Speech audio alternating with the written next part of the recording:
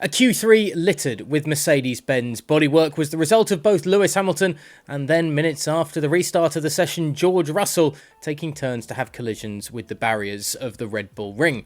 The 7-time world champion caught out by a little wiggle at turn 7 that sent him slapping into the side of the track, while Russell slid across the tarmac at turn 10 with both drivers having to step away from the session, with Hamilton's accident greeted by cheers from the Orange Army in the stands, with the driver yet to set a competitive lap in the session.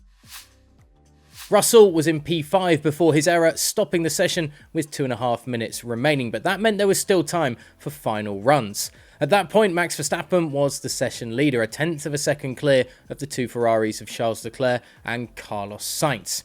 On the final runs, and Leclerc struggled with the middle sector, but his purple final sector sent him pole, with Sainz in hot pursuit, under a tenth of a second behind his teammate in second. But it was Verstappen that would burst the Ferrari bubble, with a 1 minute 4.984 to take pole from the Scuderia with his final trip around the Red Bull ring, only 0.08 of a second separating the top three.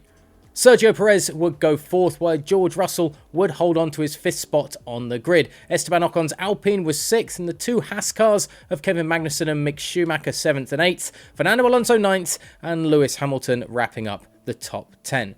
With those in orange cheering his name around the Red Bull ring, Verstappen addressed the crowd after qualifying, saying, "It was a very long wait, of course, between the two runs, and that's never great. Once you are in rhythm, it's nice to just keep on going. Also, you know the track temperature is dropping, the wind is changing a little bit, but at the end, it was a very tight qualifying. It's a really challenging track as well to get everything right. There aren't that many corners, but the corners you have are quite tricky and easy to make a mistake, but I'm very happy with pole, but I know that tomorrow and Sunday, you can get the points." Verstappen admitted he was hoping for just a clean turn 1 tomorrow in the sprint race, but was confident for the weekend, with his Red Bull apparently struggling more in qualifying than anything else. Charles Leclerc just wants a clean race for both Saturday and Sunday after 5 races that have been a bit of a disaster for the Ferrari driver. Speaking after a qualifying session in Austria where Max Verstappen pipped him to the top spot on the grid for Saturday's sprint race, the Scuderia driver was keen to emphasise that he was just looking for some mistake-free racing later on in the weekend. The Monegasque driver has suffered from mechanical failures and strategic errors from the pit wall in the last few races, seeing race wins slip through his fingers as a result. And after team principal Mattia Binotto visited him in Monaco this week to make sure he was happy heading into the Austrian Grand Prix, Leclerc was quick to stress when asked about a possible bullish approach going into turn 1 in tomorrow's sprint race that he is in no mood for mistakes.